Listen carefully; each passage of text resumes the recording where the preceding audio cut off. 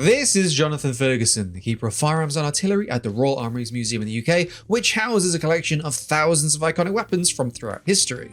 And I'm your host, Dave Jewett. Join us as we take a trip back in time as we break down the weaponry of Indiana Jones and the Great Circle. I love the fact that they've included the ability to shoot the tail off a plane. I'm so sick of Hollywood legacy sequels and saying the thing in a really forced way. But a reference like this, where if you're just careful, you don't have to recreate that scene.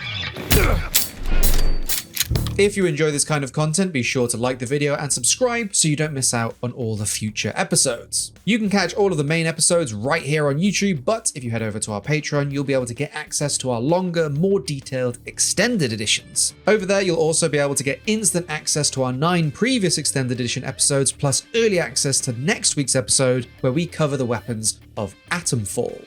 But without further ado, let's throw it over to Jonathan.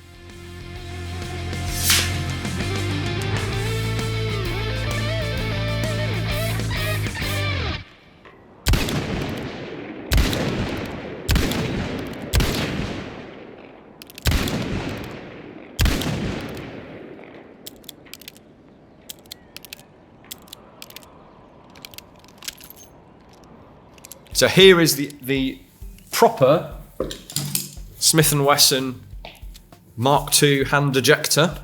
Now this is how it should look with the full length barrel. And the one in the movie, and therefore the one in the game, has a cut down barrel. It's looking pretty good. I like the punch of the sound effect. I like the movement in the hand, implying that there's some weight to it, some recoil to it, the smoke of the rounds. The reload's slick as well. Well, not as slick as a speed loader, but it's done in a way that looks accurate. I assume from what I'm seeing that there is no double action shooting in the game. There's no alt fire or anything. No, so this game is actually less of a shooter. It's more of a brawler. The guns are just there if you need them, really. So in terms of weapon interactions, there isn't a huge amount. In terms of detail, there's a lot.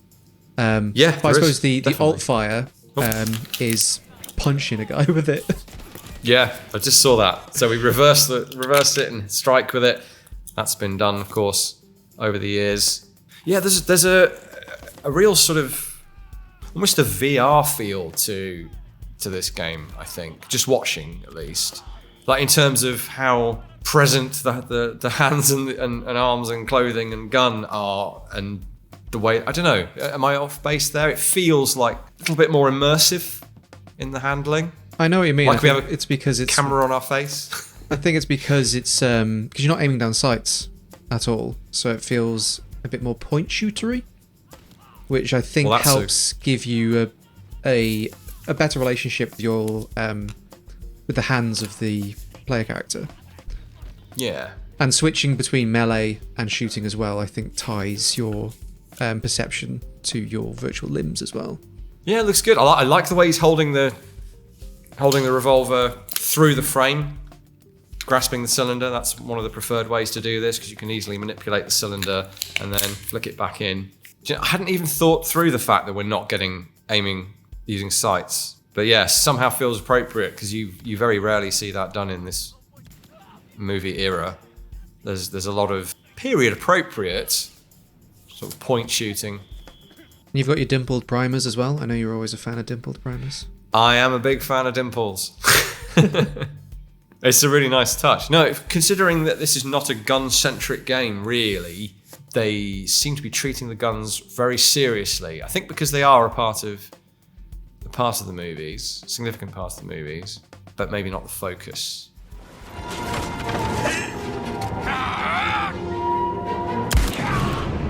Why'd you have to do that? Hooray! He did the thing. I love that there's that nod to this incredible scene. I don't think the virtual Indiana Jones had diarrhea though, so there wasn't a huge amount of reason for it. You don't know that. He might have done. Yeah, for those of you who somehow don't know, that scene apparently came about not from the script, but because Harrison Ford had full-on dysentery, I think, and was not feeling well enough for any kind of action scene. So he just, but the way he plays that, just kind of, oh, really, and shoots it, is timeless.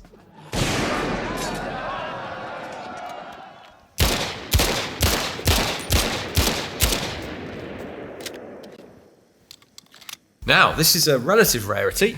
The Beretta Modello 1934 has the open slide that we know from the 92 series and the 51 series before it, but in a pocket pistol format, which is really quite nice and handy. Not something I've fired. It has the old school heel release magazine, which is correctly modeled. Little funny to see it flipped round and used as a melee weapon, but honestly, it's essentially a pair of brass knuckles. It's maybe a better choice than trying to pistol whip somebody with a bigger pistol. In particular, the spur on the bottom of the magazine floor plate would be really quite unpleasant to get hit by.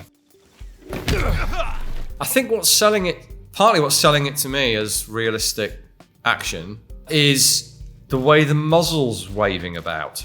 It's relatively rare if you think about it to see a gun in a shooter where the muzzle actually moves around.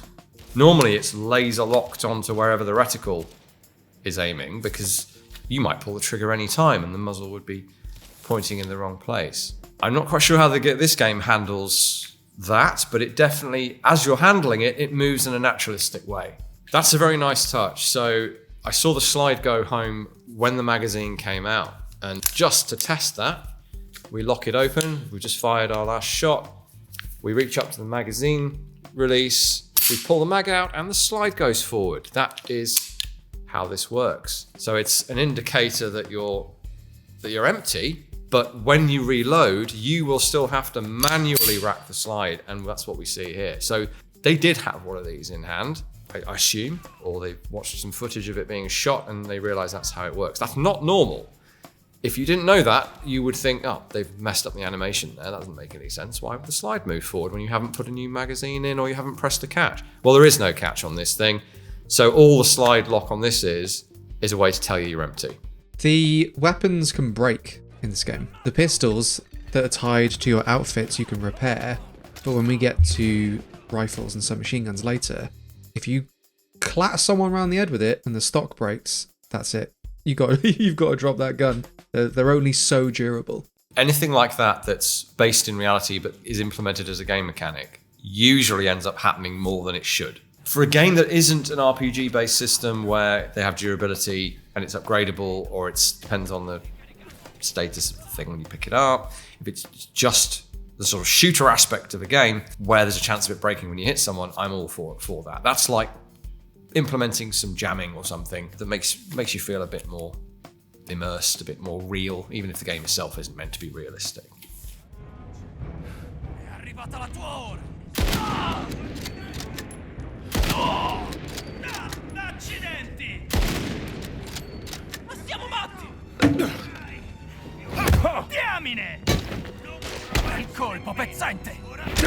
Now we're in Italy and we're up against Italian troops, so we would expect to see a Carcano of some sort, and the one they've gone for is the 91/24, so 80 as in 1891 and 1924.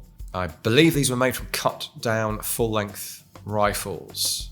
That's really nicely modelled, actually.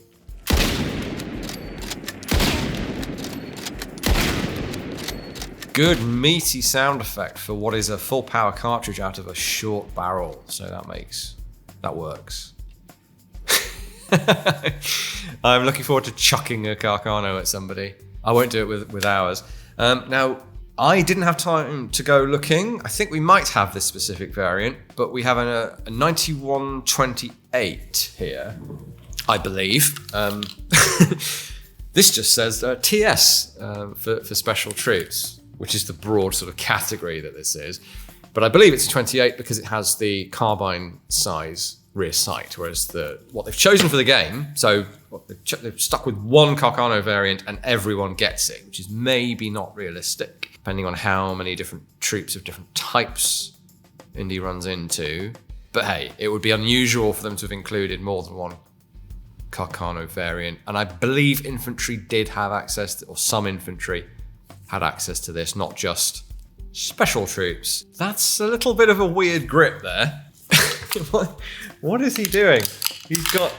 He's holding it like this with his thumb through the trigger guard and striking like this. That's a great way to break your thumb and to not get as much leverage and mass out of the strike than if you just held it like a bat and did that, or strike with the muzzle, or butt stroke, or even better, get a bayonet. But yeah, really weird grip there. I never thought I'd be commenting on how people hit each other with guns in games, but here we are. One nice detail around 1920, the timestamp, not the year.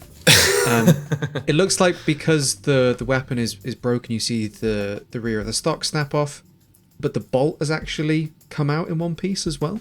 I see that, yeah. That's a nice detail on the one hand, but also not realistic. Because if you hit someone hard enough to snap the buttstock off, the bolt isn't magically going to fly out of the weapon, nor is the trigger guard magazine housing going to just drop off the bottom of the gun. What would happen in reality is maybe the buttstock would crack, and I think you'd have to hit quite a few people quite hard for that to happen with these old school rifles. But the fact that it breaks at all, I think is good.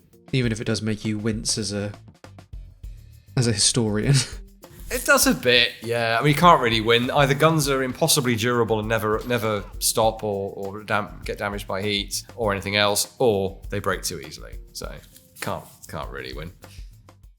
While Indiana Jones The Great Circle isn't strictly a shooter, there was a surprising amount of depth and detail when it came to the game's weaponry. If you want to see Jonathan and I dive even deeper into those details, you can check out our Patreon. For $20, you'll get instant access to the extended edition of this episode, plus 9 more to sink your teeth into, as well as early access to the extended edition of next week's Atomfall episode. If you simply just can't wait until next week though, a $10 pledge will grant you instant access to the main Atomfall episode, plus exclusive podcasts, video clips, and access to the fantastic EXP Discord. Each patron directly helps support the work we're doing here at EXP. But whether you follow our Patreon, subscribe to us here on YouTube, thank you for your support, for subscribing, for liking, for commenting, all that good stuff. But now, let's get back to the video.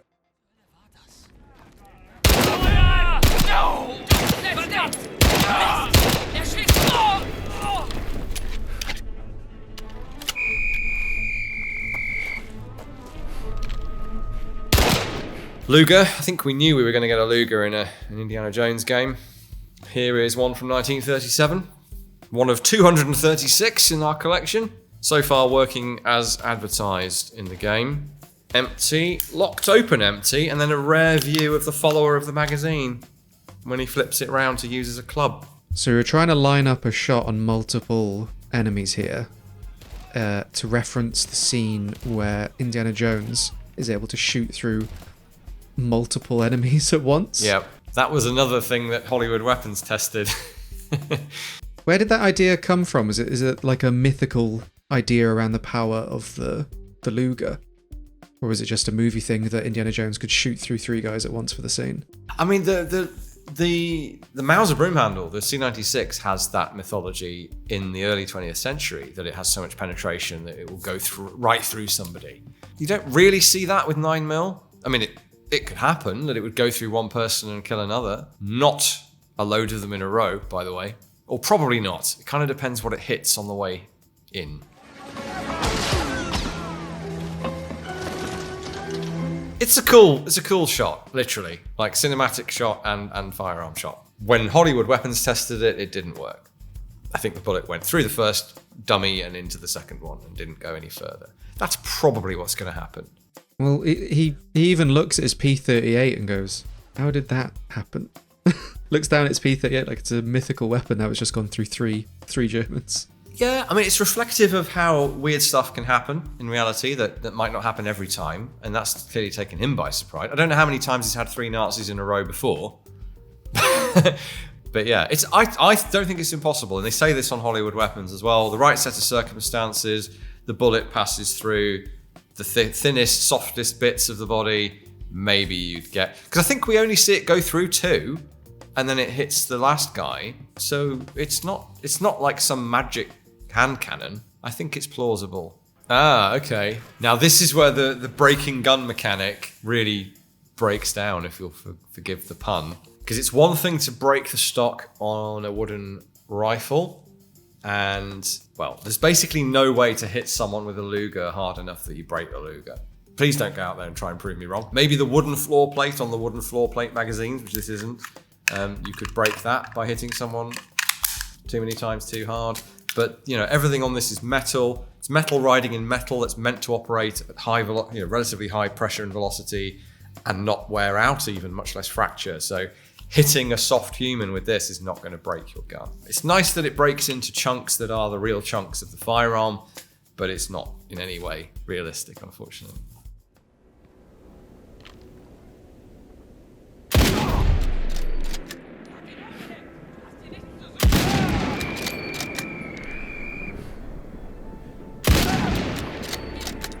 Now, another bolt-action rifle. I've grabbed one here, dated 1937 again. But yeah, standard, of course, Second World War, German rifle for most riflemen. Looks pretty decent. The safety's in the right position. It's maybe a shame that you don't have a sort of sniper mode for the rifles, where you can take more deliberate aim. But I guess they're trying to force you into the spirit of the gameplay. Yeah, blowing off his helmet without hurting him, not impossible by any means, depending where the bullet strikes. But a rifle bullet will typically go straight through a steel helmet, which probably means if you hit him in the helmet, he's probably dead, unless it hits sort of off to one side and sends it spinning off his head. I'm sure that's happened, although you would have to definitely not be wearing the chin strap.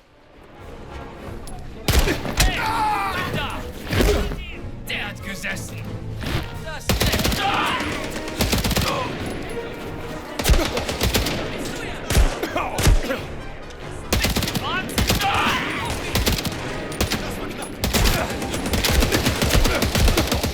MkII, the successor to the MkII, the first fielded submachine gun. This is from, of course, 10 years on. And by this point, the box magazine has taken over from the drum. And in fact, MkIIs were converted to that configuration as well, post-war. Now, Indy's holding on to the magazine there, which you should not do. If you must do that, wrap your hand around the magazine well, I guess, is what I'd say to him if he was real. And somehow I was talking to him. I was going to say, it is nice that they have paid attention to the setting and the year as well. Like, I think if they put the MP40 in it, not too many people would have winced, but because the game is set in 1937, they've gone with something else. And the MP28 was also given to Italian troops as well? Yep, I believe that's correct. Yeah, it's ironic that they've paid attention to that bit of historical accuracy regarding MP40s, but the movies themselves don't. So they could legitimately have put the MP40 in the game, and anyone that complained would have been dogpiled by internet commenters saying, it's in the movie. And I think they'd probably be right, to be honest. But yeah, rate of fire and sound is good. It's less punchy than the rifles, because it should be. It's a pistol cartridge. And it's that chugging sort of 500-ish rounds per minute that this style of submachine gun tends to do. As fun as it is running around as Indiana Jones gunning down Nazis, it's definitely not the way this game is meant to be played. Like, a gunfight should be sporadic. You run away, regain a little bit of composure, relocate, and then start sneaking around or donning a disguise again. It's only in desperation where you really are going to get into any sort of gunfight. Yeah, that's good. You know, it would be easy to accidentally make an Indiana Jones FPS, and I don't think anyone wants that. So they've managed to include a load of different guns and still make it work. Make you feel like Indiana Jones. Oh, yeah, that's definitely not a realistic breakage. The barrels come out, the sights have stayed put, which is weird. The bolt has come out, which is unlikely to happen. The stock's broken at a very strong part of the stock. And there's a round on the bottom of the bolt for some reason. It's nice to see the loving detail of the modelling that's gone into the guns, but they are breaking in a somewhat unrealistic fashion. fronte! Che cosa credi di fare? Per un soffio! Mandalo giù! Fermati! Basta! Guardiamoli! Non puoi stare! It's our old friend, the 1897 so-called trench gun, which is, I've said before somewhere, was procured as a riot gun in the First World War. A prisoner control gun, sorry.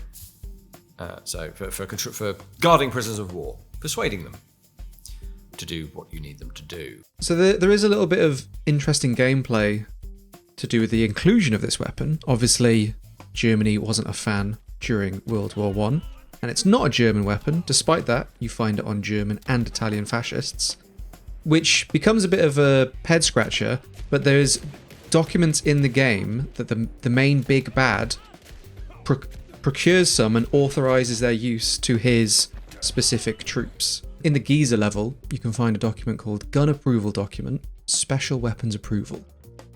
It says, I, insert Voss's signature, hereby authorize, Franz Jaeger's signature, the use of so-called trench sweepers in combat. Operation Great Circle, a top secret expedition of vital significance to the Reich, will venture into unexplored and highly dangerous environments that will often consist of narrow tunnels and cramped spaces. So that is the reason why the trench sweeper is in the game. Someone must have done something similar before, but normally games just don't bother, do they? It's just in there and you can headcanon it or not. But to actually say, look, we really wanted this gun in the game, so we're going to give you an in-universe reason that you can find. I really like that. That's nice. Bit of world building. It's working! We need to get it straight or we can't take off! Is this a breeder? Wow! What happened? They got him! John, I'm sorry. They got us. It's a classic scene. The blue screen work is looking a little poor these days, sadly. I saw this film in the cinema because I'm old. And it was great. I'm so happy to have got in right at the end of the classic trilogy. So I've seen 3 out of the 5 at the cinema at the time, only one of which was great. I love the fact that they've included the ability to shoot the tail off a plane. I'm so sick of Hollywood legacy sequels and saying the thing in a really forced way. But a reference like this, where if you're just careful, you don't have to recreate that scene. Like the guy with the whip, the gun versus the whip thing.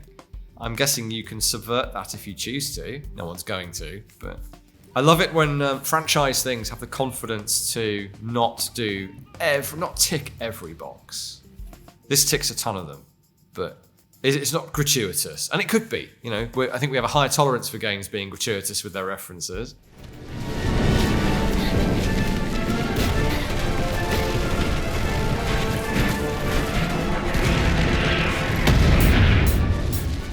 Overall, I really like what I'm seeing there. I've liked everything I've seen of this game since it came out, and I'm kind of regretting not getting hold of it sooner, but I am slowly working through other stuff at the moment. I will get round to it, and I know I'm going to have fun with it based on what we've looked at today. So, a great job.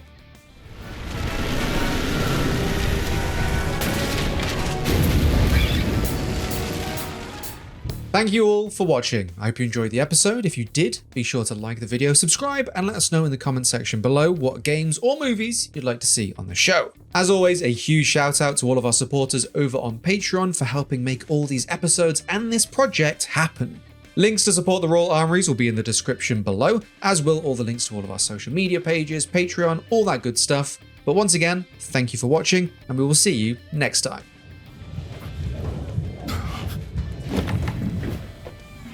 Hey, I